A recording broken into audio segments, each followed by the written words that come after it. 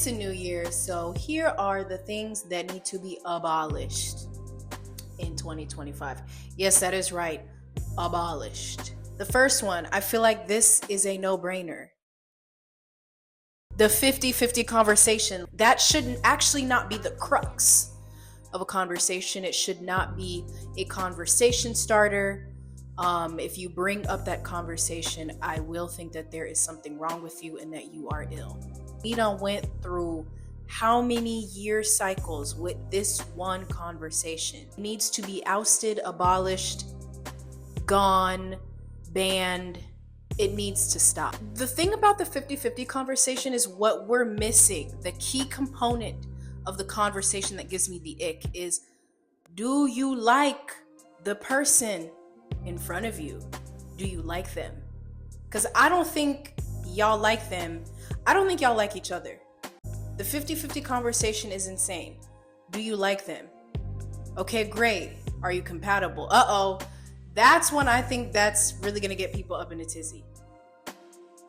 A lot of y'all are in relationships where you are not compatible with the other person. I mean, we've all been maybe a little bit guilty. I've been a bit guilty. People get stuck on the opposite attract. Opposite attract. Maybe the saying should be or should include that it's about complementary personalities, complementary values. That's what we're missing here.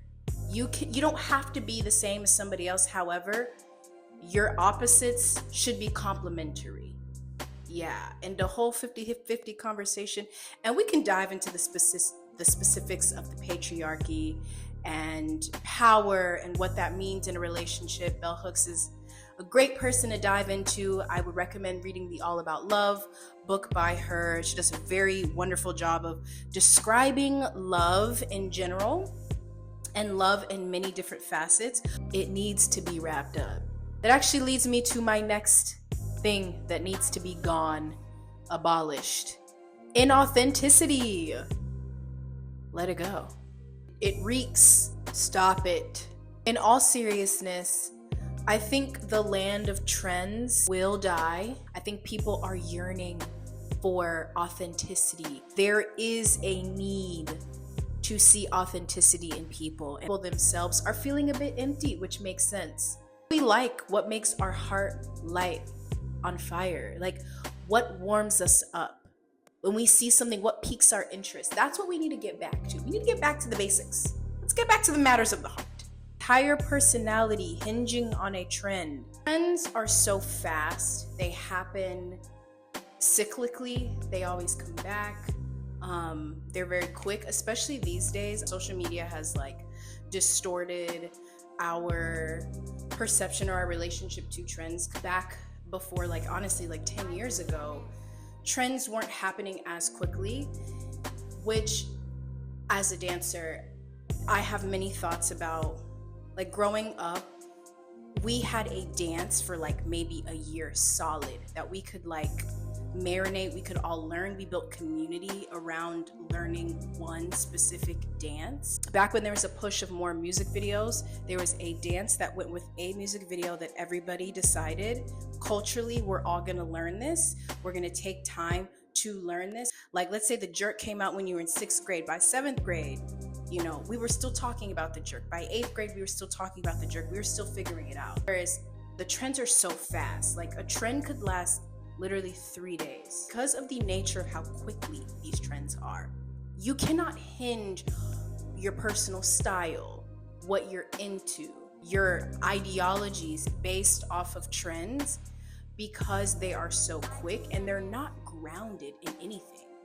I feel like I've watched some interviews of people where they were asked about their beliefs on a certain subject. I don't remember exactly what it was, but what stood out to me was the fact that they felt so strongly about their beliefs but had no idea why they did. And that is extremely concerning. You should be grounded in your beliefs and your values. Everybody has a different value system. However, you need to know why you believe that, because that is scary to just believe things and not even know why you believe them. The third thing, I forgot what it was. Literacy. That's gotta go.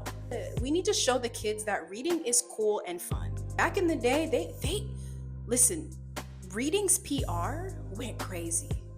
There was a lot of money funneled into telling kids reading is cool. Let's read.